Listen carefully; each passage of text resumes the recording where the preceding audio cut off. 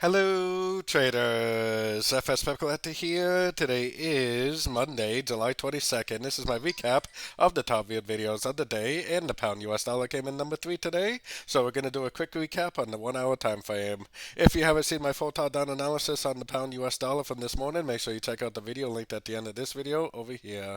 So pretty slow day for the pound, but I mean to me it seems extremely clear that the euro dollar and the pound dollar made a 1, 2, 3, 4 and wave 5.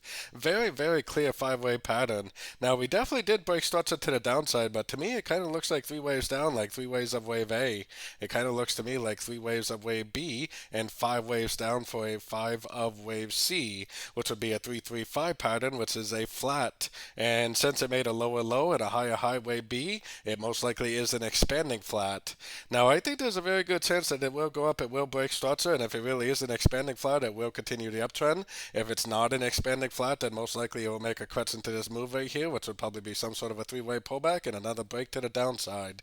So as long as you're paying attention to structure, paying attention to price, you should be able to tell the difference between the continuation of the uptrend and a correction to the last move down.